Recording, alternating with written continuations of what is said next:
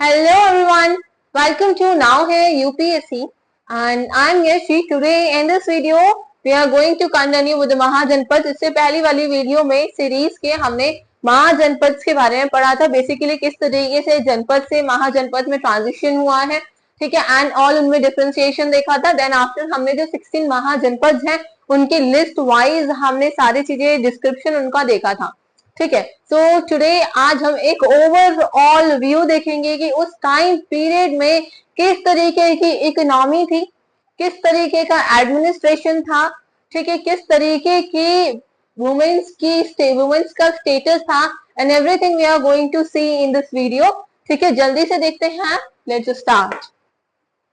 देखो ये मैप हमने ऑलरेडी देख रखा है, ठीक है। इसमें हमने if you are following me, अगर आप मुझे फॉलो कर रहे हैं, सारी सीरीज की सारे वीडियोस देख रहे हैं, तो ये आपको पता है कि ये कुछ इधर क्या है, ये 16 महाजनपद है, ठीक है, जिनमें से हमने 4 प्रोमिनेंट देखी थी, ठीक है। 4 प्रोमिनेंट जो हमने देखी थी, it's your homework to tell me कि कौन सी जो है सबसे ज्यादा प्रोमिनेंट है, और उनमें भी सबसे ज्यादा मोस्ट प्रोमिनेंट जो है एक वो मगध है, ठीक है, क्योंकि वी नो कि मोस्ट ऑफ द जो महाजनपद हैं वो एनेक्स किए गए थे बाय मगध, ठीक है। चलो आगे बढ़ते हैं। देखो मल्ल, वज्जी, कोसाल, काशी, वत्स, Panchal, Susen, Matsya, Kuru and here other two Kamboj, Gandhar and here is Asmak, Avanti, ठीक है, Anga, Magadh, these are the महाजनपद।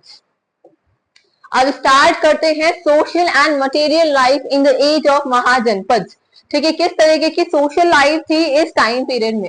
Basically अगर हम इकोनॉमी के साथ में शुरू करते हैं तो इकोनॉमी किस तरीके की थी। देखो हमने देखा है कि अर्बन सेटलमेंट्स धीरे धीरे इधर स्टार्ट हो रहे थे, अर्बन सेंटर्स बन रहे थे। What are urban centres? Urban centres वो सेंटर्स हैं जहां पे आपकी बहुत सारी तरीके की एक्टिविटीज, जहां पे आपका ट्रेड सब टेक प्लेस करता है, जहां पे ये सारी चीजें परफॉर्म की जाती हैं, ठीक है। अब जो अर्बन एरियाज हैं वो सेंटर्ड है around the economy and the social activities during this period, ठीक है। और जो अर्बन सेटलमेंट्स है वो बेसिकली कौन उनमें रहता है? जो आर्टिशियंस है वो रहते हैं, जो मर्चेंट्स है वो रहते हैं, ठीक है। तो बेसिकली यही लोग उनको इनहैबिटेट करते थे जो कि इंगेज थे इन सम काइंड ऑफ ट्रेड और craft activities. Urban centres develop होंगे, फॉर श्योर ट्रेड आएगा, आर्टिशियंस आएंगे, ठीक है। ट्रेड किस चीज का होगा? जो टूल्स बनाए जाएंगे, जो एग्रीकल्चर है उनका ट्रेड होगा। तो वहां पे आर्टिशियंस, नए नए तरीके के क्राफ्टमैन आपको देखने को मिलेंगे। तो ये आपका अर्बन सेंटर्स डेवलप हो रहे हैं। अब अर्बन सेंटर्स तो डेवलप हो रहे हैं, ट्रेड आपका आ रहा है। अब मर्चेंट्स को क्या है? कोलैबोरेशन की नीड है, ताकि उनको म्यूचुअल हेल्प मिल सके, सपोर्ट मिल सके और ट्रेड जो है वो एडवांस हो सके। तो उसके लिए ये सभी लोग मिलकर क्या करेंगे? गिल्ड्स बनाएंगे, ठीक है, to enhance collaboration, to enhance mutual support and to bring advancement in their trades. What they will do? These individuals form guilds. Guilds का क्या मीनिंग है? Basically a group of people जिनका कॉमन इंटरेस्ट हो, जो common interest को show करते हैं उसको हम गिल्ड्स बोलते हैं। और ये एक ऐसा गिल्ड्स बनाएंगे जिसको हम बोलेंगे सारथा गिल्ड्स। क्या बोलेंगे? सारथा गिल्ड्स, ठीक है। अब ये गिल्ड्स और क्या करते हैं? ये गिल्ड्स में बेसिकली एक प्लेटफॉर्म प्रोवाइड करेंगे जो आपके आर्टिशियंस है, मर्चेंट्स के लिए, ताकि वो अपने नॉलेज शेयर कर सके, अपने स्किल्स जो है वो शेयर कर सके, एंड ओवरऑल जो है आपका ग्रोथ हो सके ट्रेड में और क्राफ्टमैनशिप में, ठीक है। तो somewhere this is related to guilds, urban settlement economy से रिलेटेड है, समवेयर रिलेटेड है, तो वही हम पढ़ रहे हैं, ठीक है। गिल्ड्स एक इंपॉर्टेंट रोल भी प्ले करते हैं क्वालिटी स्टैंडर्ड मेंटेन करने में, because if a individual do something तो उसमें थोड़ा डिफरेंस आएगा। When a community, when a group is doing something, तो डिफरेंट आइडियोलॉजीज होंगी, डिफरेंट वेज होंगे जो कोलैबोरेट करेंगे, तो बहुत क्वालिटी में हमें स्टैंडर्ड में इंप्रूवमेंट देखने को मिल सकता है। डिस्प्यूट रिजॉल्विंग में ये काम करते हैं, fostering a sense of community. अब जब गिल्ड्स बनती है तो एक कम्युनिटी का सेंस भी डेवलप होने लगता है धीरे धीरे among the traders and the craftsman. जो ट्रेडर्स हैं, जो क्राफ्टमैन हैं, वो अपनी एक कम्युनिटी के this is our own community, ऐसा वाला सेंस उनके अंदर धीरे धीरे डेवलप होने लगता है, ठीक है। बाकी इसके बाद आता है hereditary trade and craft.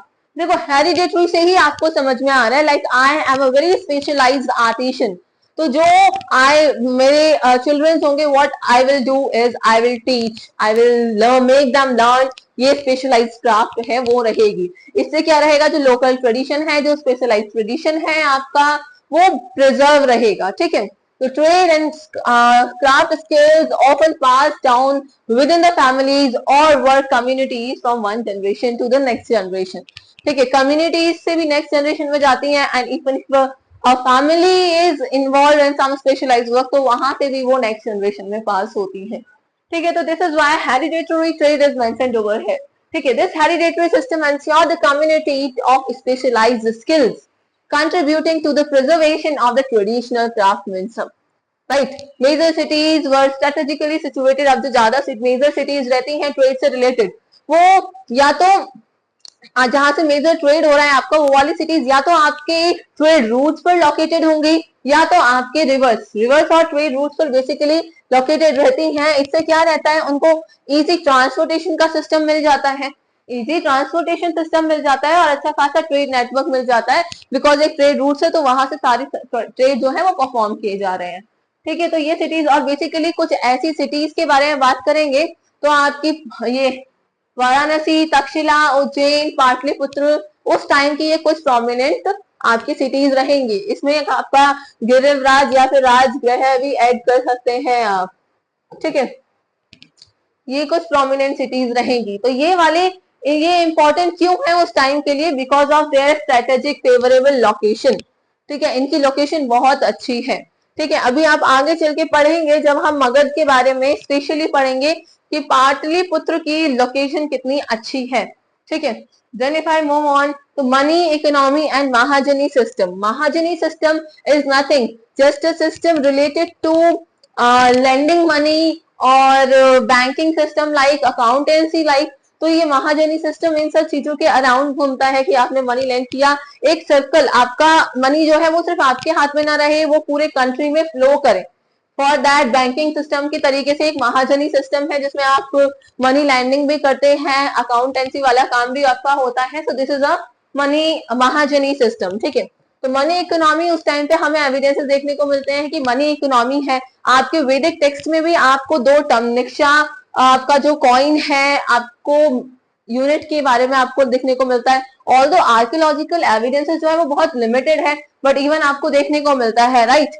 Trade and commerce in ancient India were conducting during a money economy, references of unit, जैसे आपको ये निक्षा है, जैसे आपका सतमना है, ये आपके वैदिक टेक्स्ट में है, although there evidences are limited, right? तो अब आगे आगे जब आप और देखेंगे महाजनपद में, तो आपके पंच मार्क्ड कॉइन्स आने लगेंगे, आपके पंच मार्क्ड कॉइन्स आने लगेंगे जो इनिशियली स्टार्ट होते हैं। ठीक है, पंच मार्क्ड कॉइन्स आएंगे जो इनिशियली स्टार्ट होते हैं, और ये भी डिनोट करेंगे कि हाँ मनी इकोनॉमी है। जो ये कॉइन्स आएंगे ये आपकी ट्रेड और कॉमर्स को और ज्यादा इन्फ्लुएंस करेंगे और ज्यादा फ्लोरिश करेंगे, राइट? तो ये आपका मनी के बाद महाजनी सिस्टम जो है वो recognised in Buddhism and Jainism.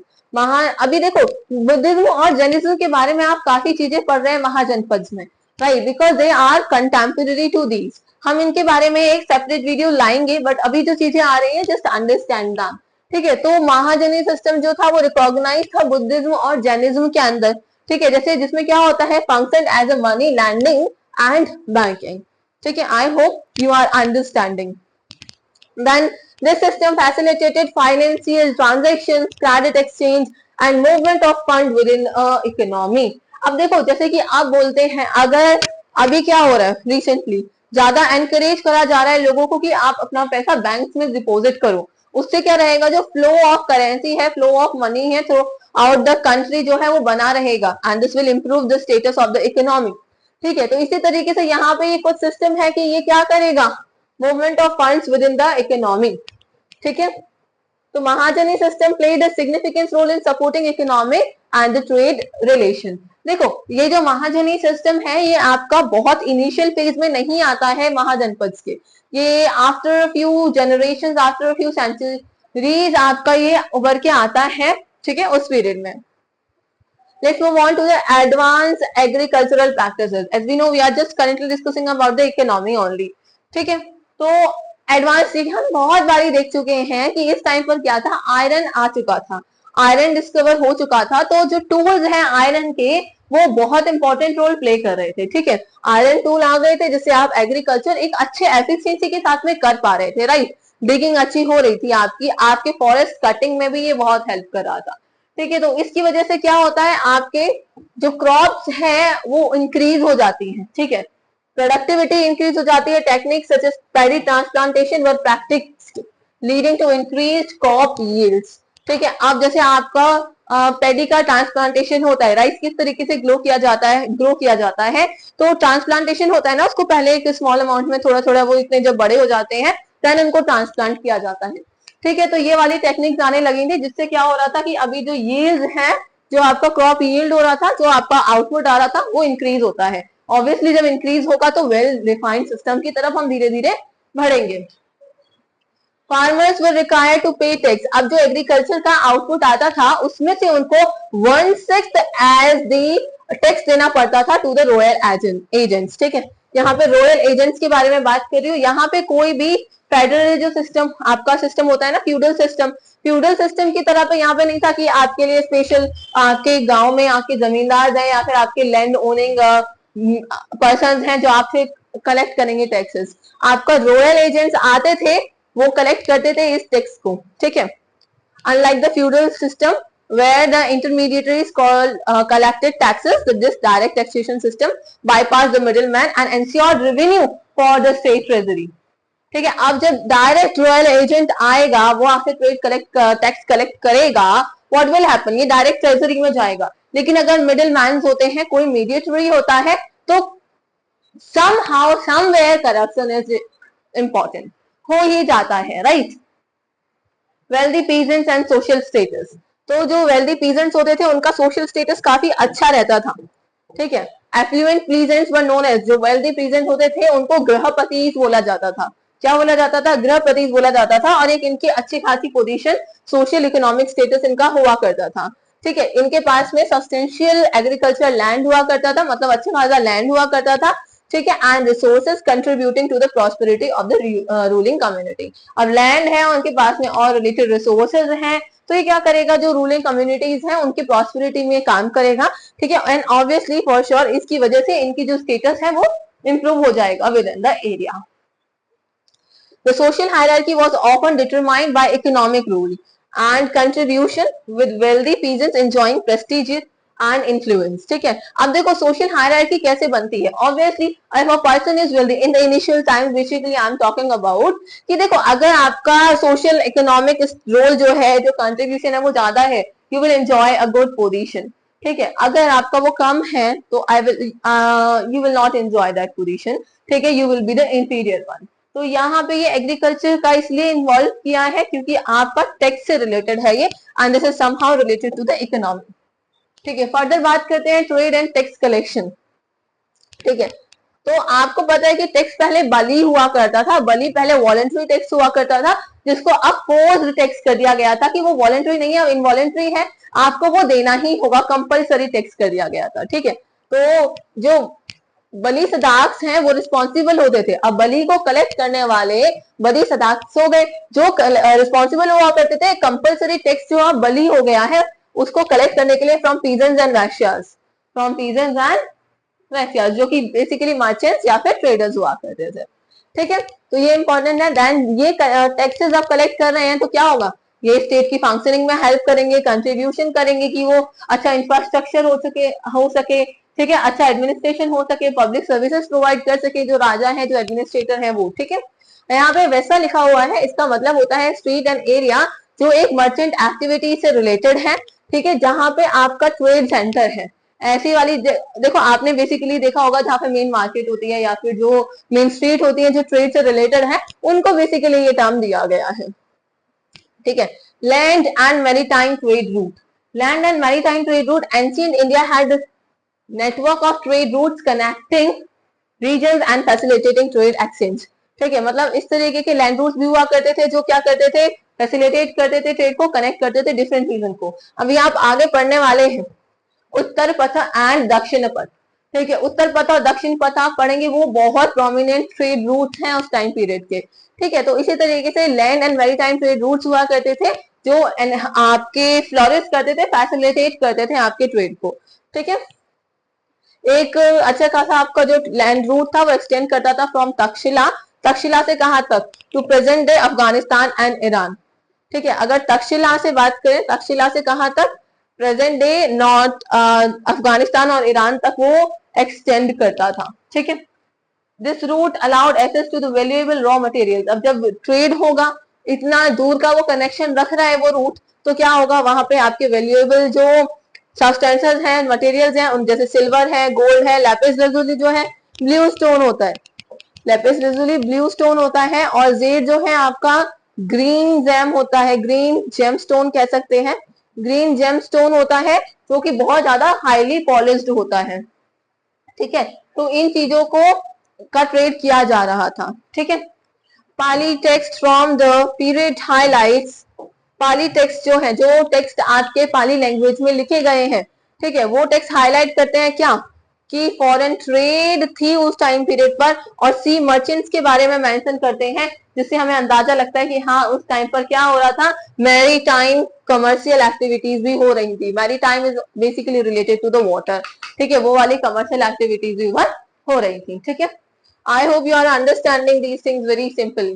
ठीक है, अब आगे हमारा उत्तर पथ एंड दक्षिण पथ रूट, ये बहुत इंपॉर्टेंट रूट थी उस टाइम की, इनको ग्रैंड ट्रैंक रोड बोलते हैं ना, इस तरीके टाइप की ये थी, बहुत बड़ी। ठीक है, अब ये जो उत्तर पथ है, अगर उत्तर से आपको समझ में आ रहा है ये नॉर्थ में है, ये नॉर्थ का एक बहुत प्रोमिनेंट रूट है। ठीक है, तो ये स्ट्रेच कहाँ करता है, नॉर्दर्न इंडिया में पूरे में स्ट्रेच करता है, connecting the port city of Tamralipti. ठीक है, connecting the port city of Tamralipti, जो कि आपके बे ऑफ बंगाल में है, बे ऑफ बंगाल के बॉर्डर पर है। बेसिकली ये है वेस्ट बंगाल में, बेसिकली है ये वेस्ट बंगाल में। अभी प्रेजेंट की बात करें तो ये तामलुक के नाम से जानी जाती है, अभी प्रेजेंट डे में ये तामलुक है। ठीक है, तो ये कनेक्ट करता था पोर्ट सिटी तमरालिपति से आपका अफगानिस्तान तक। ठीक है, तो ये वाला जो रूट है ये उत्तर पथ है, जो आपके नॉर्दर्न वाला रीजन को इसको कवर कर रहा है। ठीक है, this route enable the movement of goods and resources between the different region of the subcontinent. Basically करेगा, let me show you an image. देखो ये वाला जो रूट है, ये वाला जो रूट है, यहां से ये आपका आ रहा है इधर वेस्ट बंगाल तक, दैट इज तमरालिपति, यहाँ तक आ रहा है, और यहाँ से ये कहाँ तक एक्सटेंड कर रहा है, आपका गंधार तक भी पहुंच रहा है। ठीक है, तो ये एक बहुत ग्रैंड रूट है उस टाइम पीरियड का, जो आपके ट्रेड को फैसिलिटेट करता है। ठीक है, उसके बाद आता है आपका दक्षिण पथ। तो दक्षिण पथ जो है आपका वो एक्सटेंड करता है from the capital city of Pataliputra.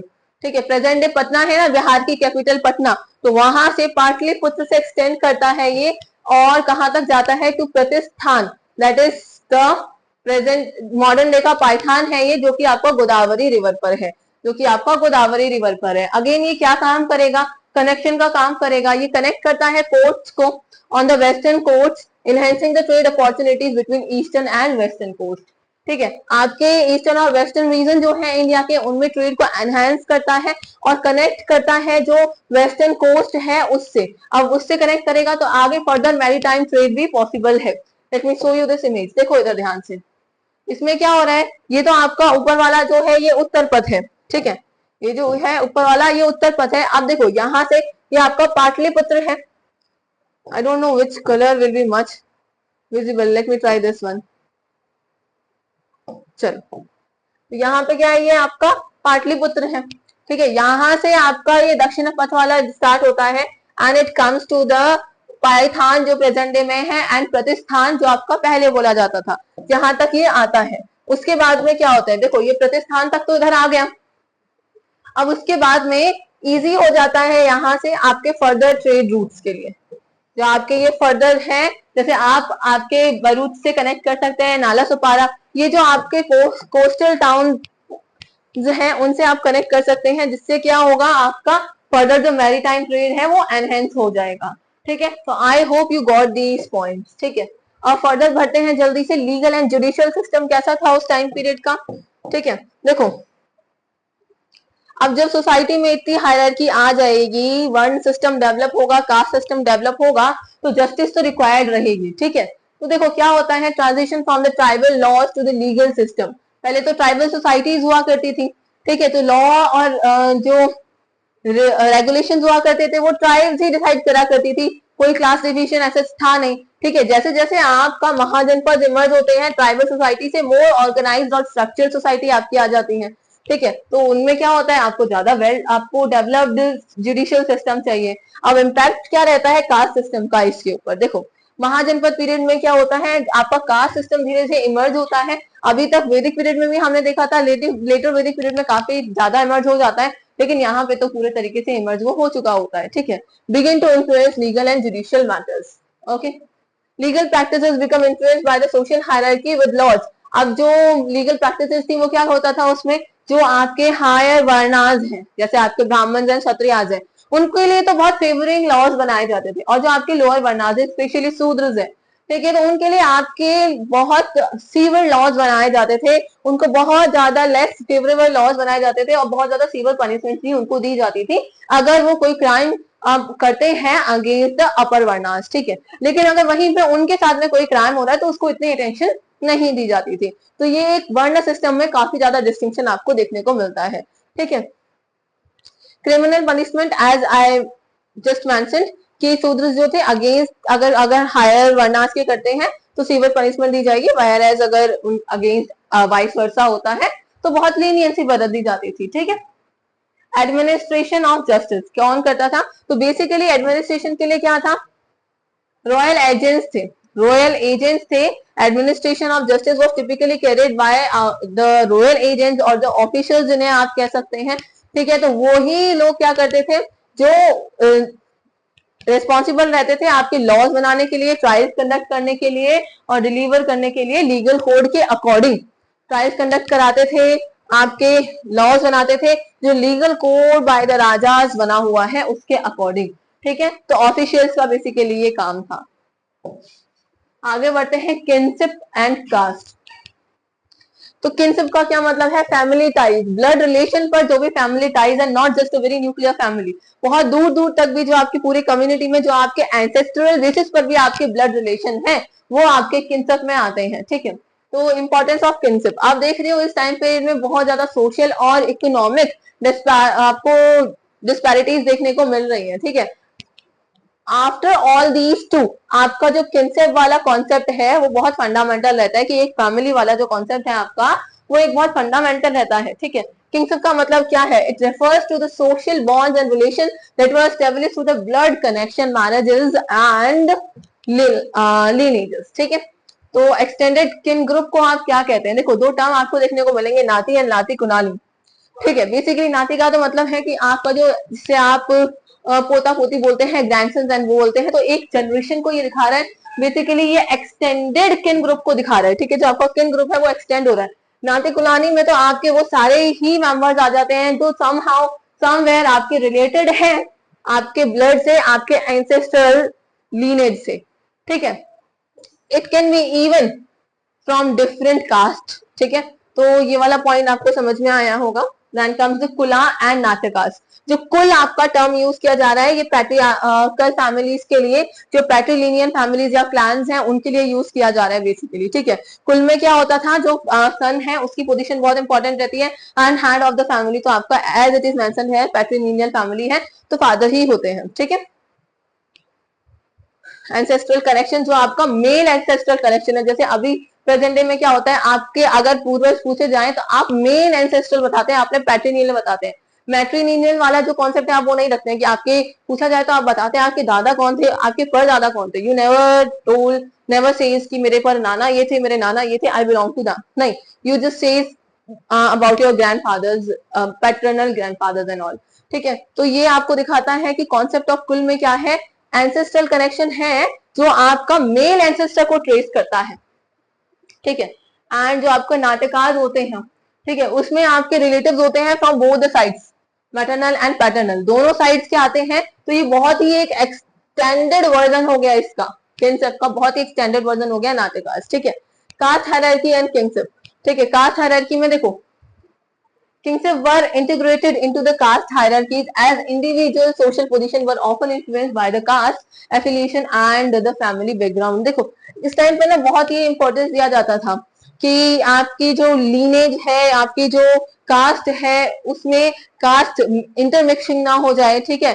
ये सारी चीजें तो काफी ध्यान दिया जाता था। An individual caste weight an individual's caste was closely tied to their families and traditional just a second, okay, let's begin again। an individual's caste was closely tied to their family's traditional occupation। जो उनका देखो पहले cast आई कहां से थी, जो family का पहले ऑक्यूपेशन हुआ करता होगा उसी से उनकी कास्ट ट्रेस हो रही है कि मान लो वो नोवेल्स के लिए काम करते होंगे तो दे आर क्षत्रियाज, वेयरएज अगर वो आपके टीचिंग्स करते होंगे दे आर ब्राह्मणास, ठीक है। तो उनके जो फैमिली ट्रेडिशन था वहीं से इनकी जो कास्ट का ट्राइब है वो आता है, ठीक है। Status and social role within the broader community, ठीक है। बुद्धिस्ट मॉन्क एंड किंगशिप के बारे में बात करें, देखो किंगशिप का इतना इंपॉर्टेंट रोल है कि जो बुद्धिस्ट हुआ करते थे वो पूरा रिनाउंस कर देते थे फैमिली को एंड द वर्ल्डली प्लेजर्स को। जो वर्ल्डली अटैचमेंट्स हैं, वर्ल्डली प्लेजर हैं, आपकी फैमिली है, सबको रिनाउंस कर देते थे। बुद्धिस्ट के होते थे, उन्होंने भी अपने टर्म का यूज किया है किंगशिप का, उन्होंने टर्म का यूज थोड़ा डिफरेंटली किया है। उनके अकॉर्डिंग जो किंगशिप है उसका मतलब है जो उनके फॉलो मॉन्क्स है, ये क्रिएट करता है भाईचारे की एक सेंस ऑफ फ्रेटर्निटी को क्रिएट करता है, ठीक है। एंड ये किसको कहते थे, बेसिकली जो मोनेस्टिक कम्युनिटीज वो बनाते थे, जो उनका ग्रुप ऑफ दोज मॉन्क्स हुआ करता था, उसको ये श्रेणीज जो वो बोला करते हैं हम उनको, ठीक है, उनको ये बोलते थे किंगशिप, ठीक है। Value of kingship bonds, last है ये आपका किंगशिप एंड family से related। Despite the existence of the social disparities, kinship ties were valued for the sense of identity support। अब देखो एक kinship ties आपके रहेंगे तो आपको एक सपोर्ट मिल सकती है कि आपके अंदर एक fraternity वाली भावना रहेगी, ठीक है, एक फैमिली वाली भावना रहेगी जिससे आप किसी से बिलोंगिंग हो सकते हैं, आपकी आइडेंटिटी पता चलेगी यू बिलोंग टू व्हाट, ठीक है। आप क्षत्रिय हैं, आपकी आइडेंटिटी पता चलेगी कि you belong to that ancestral group, ठीक है, उस किंगशिप से आप बिलोंग करते हैं तो आपकी आइडेंटिटी क्या है। तो ये बहुत इंपॉर्टेंट हो जाते थे इस पर्पज से। Kingship network often extended beyond immediate families members, beyond immediate family member यानी कि अपने कुछ आसपास के लोग हैं, अपने कुछ आसपास वाले फैमिली के लोग हैं, बेसिकली जो अपनी न्यूक्लियर फैमिली है उसमें आपने दो चार को ऐड कर लिया, ठीक है, लेकिन ये उससे भी एक्सटेंड करती है, ठीक है, to include a wider circle of the relatives. इसमें wider circle of the relatives आपके ऐड होते हैं, fostering a sense of unity and shared heritage, ठीक है। I hope you got this, एक ओवरव्यू बस आपको मिल जाना चाहिए। अब पैट्रियार्की और वुमेन्स का स्टेटस क्या था जल्दी से ये भी देख लेते हैं, ठीक है। पैट्रियार्कल कंट्रोल अभी क्या था, पैट्रियार्कल सोसाइटी होती जा रही थी तो मेल्स कंट्रोल करते थे अपनी फैमिली पर, उसमें ही इनके जो वुमेन्स के ऊपर भी इनका कंट्रोल था वो बढ़ता जा रहा था, और वुमेन्स का भी रोल उन्हें क्या करना है ये मेंस ही बताया करते थे। बेसिकली उनका जो रोल था वो हाउस होल्ड चोर तक ही लिमिट हो जाता था, ठीक है। अब even control over the women sexuality, इसमें क्या होता है, देखो वुमेन्स को एक वुमेन्स जो है उनको प्योरिटी से लिंक किया जाता है। लाइक अगर if they were married to the another caste और अनदर वर्ण, तो उनकी जो कास्ट की लीनेज की प्योरिटी है वो ग्रो हो जाएगी, ठीक है, क्योंकि कास्ट की इंटरमिक्सिंग हो सकती है, तो इसीलिए उनको बहुत ज्यादा क्रूशियल माना जाता है कि उनको कंट्रोल करना होगा, ठीक है।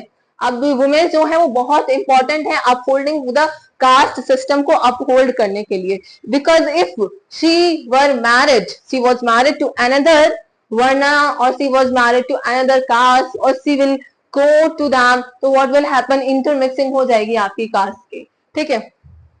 तो इसलिए ये वाला कॉन्सेप्ट आपका आता है, the concept of purity was linked to the women's chastity, ठीक है। तो वुमेन से रिलेट किया जाता है ये कॉन्सेप्ट ऑफ प्योरिटी वाला, ठीक है। बेसिकली जो रिलेशनशिप का बर्डन है वो इसी फेज से, यहीं से आपका वुमेन्स के ऊपर ही डाला जाता है, that they had to maintain the relationship, उनको ही वो मेंटेन करनी होगी, ठीक है। मेंस को इतना फोर्स नहीं किया जाता है। If women's are found to be the fault, अगर उनको फॉल्ट पाया जाता है तो उनके अगेंस्ट एक्शंस लिए जाते हैं, बट उसी सेम कंडीशन में रिलेशनशिप के फॉल्ट अगर मेंस के अंदर पाए जाते हैं तो वो इतने उनको प्रायोरिटी, उनको एक अटेंशन नहीं दी जाती है, उनको इग्नोर कर दिया जाता है, लीनियंसी बरती जाती है बेसिकली, ठीक है।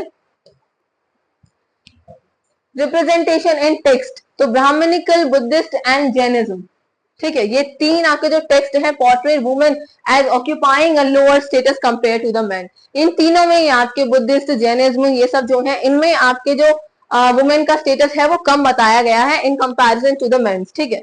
These texts prescribe specific roles, यहाँ पे सिर्फ ये किया गया है कि उनका जो ड्यूटीज है वो फिक्स कर दी गई हैं कि वो एज अ वाइफ रह सकती हैं, एज अ मदर रह सकती हैं, ठीक है, और उनके स्पेसिफिक चोर्स हैं अपने घर के काम तक वो लिमिटेड है। ऑल्दो उस टाइम पीरियड पे भी कुछ ऐसी वुमेन थी जिन्होंने चैलेंज किया था, इस सिस्टम को चैलेंज किया था और इनके अगेंस्ट उन्होंने काम किया था, अपने इंडिपेंडेंटली वो खड़ी हुई थी और उन्होंने अपनी लाइफ स्पेंड की थी, ठीक है। अभी इस टाइम पे क्या है, आपकी सोसाइटी पैट्रियार्कल है, तो बेसिकली जो प्रेफरेंस है वो डॉटर से ज्यादा सन को दी जाने लगी थी, सन को ही दी जाती थी बेसिकली प्रेफरेंस। क्यों दी जाती थी? बिकॉज ये माना जाता है कि जो डॉटर है वो आपके फैमिली को आगे कंटिन्यू नहीं करेगी, जो सन है वो आपकी फैमिली को आगे कंटिन्यू करेगा, because it is a male dominating society, ठीक है। तो इसीलिए आपकी प्रेफरेंस यहाँ से सन की बढ़ जाती है सोसाइटी में, ठीक है। Sons were seen as essential for carrying forward their family traditions, participating in religion, ceremony and ensuring the family spiritual well-being, ठीक है। समटाइम्स तो ये भी हो जाता है कि आपके जो रिचुअल्स परफॉर्म किए जा रहे हैं उसमें सन्स ही रिक्वायर्ड है, female daughters can not be the part, ठीक है। Impact of women's life, impact on women's life, अब इस सब के वुमेन्स पे क्या असर रहते हैं, ठीक है। Patriarchal norms restricted women's mobility, अब देखो पैट्रियार्कल सोसाइटी जो है बहुत डोमिनेटिंग होती है, इसमें क्या है आपकी जो वुमेन्स की मोबिलिटी है उसको स्टॉप कर दिया जाता है, that you can't go somewhere, that you can't do accordingly, ठीक है। उनकी मोबिलिटी जो है वो स्टॉप कर दी जाती है till two the house only, house hold chores तक उनको लिमिट कर दिया जाता है, उनकी एजुकेशन को लिमिट कर दिया जाता है। इवन टुडे अगर आप कुछ घरों की कंडीशन ऐसी देखेंगे जहां पर daughter and son both are there but they had the limited resources, अगर लिमिटेड रिसोर्सेज हैं तो प्रेफरेंस वो सन को ही देंगे, प्रेफरेंस वो सन को ही देंगे, because it's a patriarchal society going on, ठीक है। एजुकेशन उनके लिमिट कर दी जाती है, पहले तो वुमेन्स की एजुकेशन को रिस्ट्रिक्ट कर रखा था, उनके जो इकोनॉमिक अपॉर्चुनिटीज है वो खत्म कर दी जाती है। अब ये सारी चीजें खत्म कर दी गई तो वो इंडिपेंडेंट लाइफ कैसे स्पेंड कर सकती हैं? She can't, right. तो women's life were often centred around the roles within the household, right, catering to the needs of their husband, children and in laws. तो बस यहाँ तक उनकी लाइफ को लिमिट कर दिया जाता है कि उनकी जो उनके हस्बैंड की नीड है, जो उनके चिल्ड्रंस की नीड है, या फिर जो उनके इन लॉज की नीड है, बस उनको फुलफिल करना है, ठीक है। उनकी खुद की आइडेंटिटी को यहाँ पे कोई इंपॉर्टेंस नहीं दी जाती है। चैलेंजेस एंड रेजिस्टेंस, तो ऐसा नहीं है कि उस टाइम पे कोई वुमेन सबने ही एक्सेप्ट कर लिया था, ठीक है। तो काफी सारी वुमेन्स ऐसी भी थी जिन्होंने इनको एक लार्ज स्केल पे अपोज भी किया था और एक इंडिपेंडेंट लाइफ भी इन्होंने स्पेंड की थी, ठीक है। आगे आप देखेंगे काफी कोसाला देवी एक इंपॉर्टेंट है इसमें, ठीक है। इस तरीके से काफी सारे आप देखेंगे कि वुमेन्स इस टाइम पीरियड पर हुई थी जिन्होंने इसको अपोज किया था, ठीक है। लेगेसी इन मॉडर्न टाइम, अभी प्रेजेंट टाइम में इसका थोड़ा सा क्या रिलेशन है वो भी देख लेते हैं, ठीक है।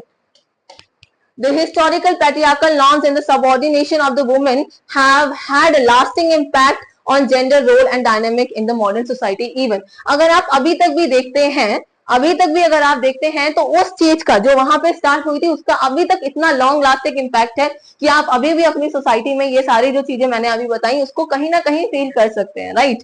Efforts of challenge and change these traditional norms have been ongoing, ऐसा नहीं है कि इनके अगेंस्ट किसी ने बोला नहीं, इवन समटाइम्स ना आपने देखा है कि मेल्स ज्यादा आते हैं जो इनको चेंज करना चाहते हैं, तो एफर्ट्स और चेंजेस लाने के लिए बहुत एफर्ट्स किए गए हैं इसमें, ऑल्दो हम उतने ज्यादा स्केल पर चेंजेस ला नहीं पा रहे हैं। With advocacy for the gender equality, education and women's empowerment, ठीक है। यहाँ से आप वर्ण डिवीजन के बारे में बात करते हैं जल्दी से।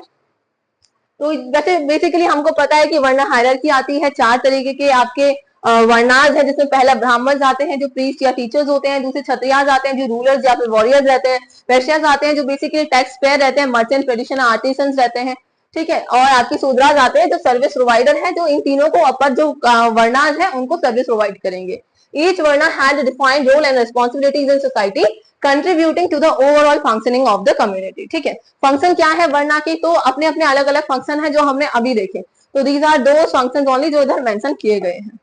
ठीक है, सोशल इंटरेक्शन, अब देखो इनके बीच में ना सोशल इंटरेक्शन को काफी लिमिट कर दिया जाता है, बिकॉज अगर इनके बीच में ज्यादा सोशल, चार वर्णा जो है इनके बीच में अगर ज्यादा सोशल इंटरेक्शन होगा तो क्या होगा, कास्ट इंटरमिक्सिंग वाले केसेस आ सकते हैं। तो फिर ये जो हायरार्की चल रही है ना, ये जो स्टेबलाइज्ड हायरार्की है, इसमें डिस्ट्रप्शंस क्रिएट हो सकते हैं अगर इंटरमिक्सिंग हो गई, तो इनके जो इंटरेक्शन है उसको लिमिट कर दिया जाता है। ठीक है, मैरिटल रेस्ट्रिक्शन, तो हमें पता है कि इंटरवर्ना मैरिजेस जो है डिस्करेज करी जाती थी, एंड डिस्करेज क्या बिल्कुल आपकी बंद ही कर दी गई, जिनको आपने प्रोहिबिट ही कर दिया। ठीक है, एज दे कुड डिस्टरप्ट, अब जो हमने अभी पढ़ा था प्योरिटी, प्योरिटी का मतलब क्या है, एक वर्ण लीनेज की प्योरिटी का मतलब क्या है, इफ वुमेन इज, और इफ इंटरकास्ट मैरिज होगी या फिर इंटर वर्ण मैरिज होगी तो इंटरमिक्सिंग हो सकती है, जो आगे ऑफस्प्रिंग आएंगे उनकी कास्ट, उनकी जो वर्ण है उसको डिफाइन करने में प्रॉब्लम क्रिएट हो सकती है। ठीक है, तो ये जो आपकी स्टेबलाइज्ड हायरार्की है उसको स्पॉइल कर सकता है। ठीक है, शूद्राज लिमिटेशन, शूद्र को बहुत तरीके से लिमिट किया जाता था, इवन हमने पहले भी देखा है जब हमने वैदिक पीरियड पढ़ा है, they are not allowed to take education. ठीक है, and they are even not allowed to recitate the Gayatri mantra. ठीक है, वुमेन्स को भी रेस्ट्रिक्ट किया जाता था। ठीक है, तो Shudras face social and occupation limitations being restricted to serving to the other varnas, उनकी परफॉर्मेंस बस इतनी थी कि तुम्हें अदर वर्णास को ही सर्व करना है। ठीक है, इम्पैक्ट क्या है इस चीज का सोसाइटी पे, तो बहुत created a hierarchical society order where each varna played a specific role in maintaining the social stability, influence the occupation but also the access to the resources। सिर्फ ऑक्यूपेशन को ही नहीं, बाकी शूद्रास को ज्यादा रिसोर्सेज का एक्सेस नहीं रहता था, बाकी तीन वर्णास को एक्सेस रहता था, तो इन सब चीजों में प्रिविलेजेस अपर वाले जो वर्णास है उनमें ज्यादा रहता था, सोशल स्टेटस में डिफरेंसेस आते थे इसकी वजह से। ठीक है, evolution and changes, sorry evolution and challenges, over time the varna system evolved and interacted with the regional and the local caste system becoming more complex। अब धीरे धीरे ये सिस्टम इतना कॉम्प्लेक्स होता गया कि अभी तो वर्णास ही थे अलग अलग, उनके अंदर भी कास्ट बनने लगी, उनके अंदर भी कास्ट बनने लगी और कास्ट सिस्टम भी डेवलप हो गया। Right, this system face criticism for perpetuating inequality and suppressing individual aspiration. इसने भी क्रिटिसिज्म फेस किया है, ये वाला जो वर्ण सिस्टम है इसके अगेंस्ट भी क्रिटिसिज्म हुआ है कि भाई ये क्या करता है, इस आपकी सोसाइटी में इनइक्वालिटीज लाता है और एक पर्टिकुलर इंडिविजुअल के एस्पिरेशंस को सप्रेस करता है, उनके एस्पिरेशंस को दबा देता है।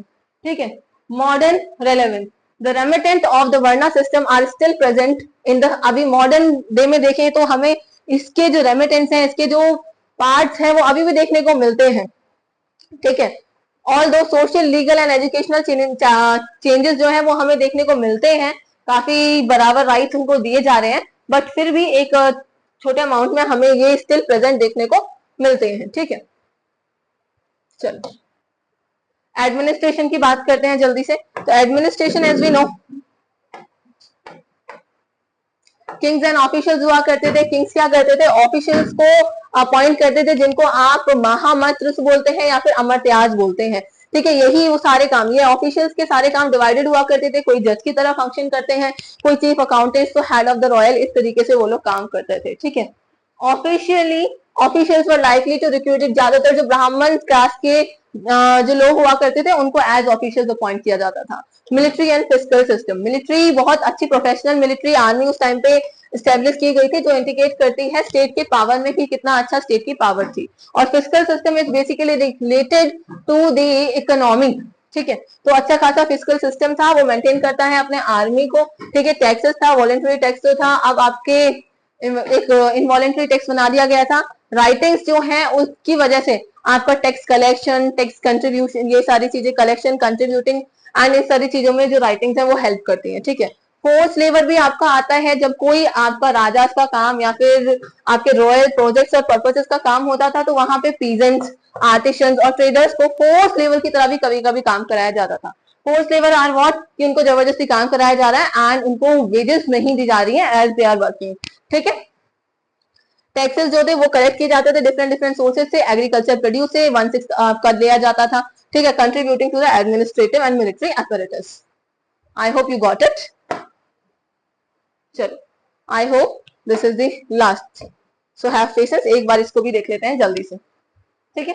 चेंजेस इन द गवर्नेंस, तो हमें गवर्नेंस में चेंजेस पता है, पहले जो असेंबलीज हुआ करती थी वो अब डिमिनिश हो जाती है। जैसे हमें पता है वैदिक टाइम पीरियड में सभा, समिति, विधाता, इस तरीके की असेंबलीज हुआ करती थी, वो पूरी तरीके से डिमिनिश हो जाती है। और परिषद जो है, या फिर जो है हम कह सकते हैं ब्राह्मण की कुछ स्मॉल काउंसिल्स वगैरह जो है वो निकल उभर के आती हैं, जो आप एडवाइस करती हैं किंग को, ठीक है। इन्फ्लुएंस क्या रहता है मिनिस्टर्स का, तो हिस्टोरिकल रिकॉर्ड्स जैसे जो है आपके महापरिनिर्वाणा जो है, महापरिनिर्वाणा सूत्र है जो कि आपका एक बुद्धिस्ट टेक्स्ट है, ठीक है। ये रिवील करता है अबाउट द वसकर ऑफ द मगध। ये बेसिकली जो वसकर हैं ये आपके अजात शत्रु के अंडर में थे, अजात शत्रु जो है उनके अंदर में थे, जो आपके किंग हैं आपके आगे आएंगे ठीक है। तो उनके अंदर में थे जिन्होंने बहुत इंपॉर्टेंट रोल प्ले किया था इन द पॉलिटिकल लैंडस्केप, ठीक है। यहाँ पे हम मिनिस्टर्स की बात कर रहे हैं तो ये भी एक मिनिस्टर है जिन्होंने एक इंपॉर्टेंट रोल प्ले किया था इस टाइम पे, तो उससे हम पता कर सकते हैं कि कितनी इंपॉर्टेंट पोजीशन थी मिनिस्टर्स की, right. Ministers and advisers were instrumental in strategic decision making, diplomatic endeavours and conflict management. तो ऑब्वियसली एक पर्टिकुलर राजा तो सारे डिसीजन अपने आप नहीं ले सकता है, तो मिनिस्टर्स का एडवाइजरी रोल हर जगह रहता था और इन सब चीजों को इम्पैक्ट करता था, ठीक है। The age of Mahajanapada stand as a crucial phase in Indian history, तो ये फाइनली कंक्लूजन लिखा हुआ है, highlights the transformation of tribal janpads into the powerful territories. This era interplays of the political ambitions, strategic alliances, and socio-economic changes set the stage for the subsequent historical development and making it a significant and fascinating period of the ancient history. ठीक है, हमने इसके बारे में देखा, ये period एक बहुत अच्छा इंपॉर्टेंट फैसिनेटिंग सिग्निफिकेंट आपका इंडियन हिस्ट्री को बनाता है, अच्छा खासा टाइम पीरियड, इसके बारे में हम बहुत कुछ जान सकते हैं, ठीक है। किस तरीके से सोशल डेवलपमेंट उस टाइम पीरियड पे होने लगे थे हम वो भी जान सकते हैं। तो this is all about the Mahajanapada, ठीक है। तो हमने महाजनपद के बारे में सारी चीजें जान ली हैं, ठीक है। अब हम क्या जानेंगे, इसके आगे हम लोग जानने वाले हैं किस तरीके क्या सोर्सेज थे। एक छोटी सी वीडियो आएगी जिसमें आपको मैं सोर्सेज बता दूंगी सारे, ठीक है। Then after we will move on to the rise of Magadha, उसमें हम मगध के राइज के बारे में पढ़ेंगे। So till then take care, read this all, learn this all, have any in case of any doubt do comment, I will surely help you out, ठीक है। Till then take care, thank you, bye bye.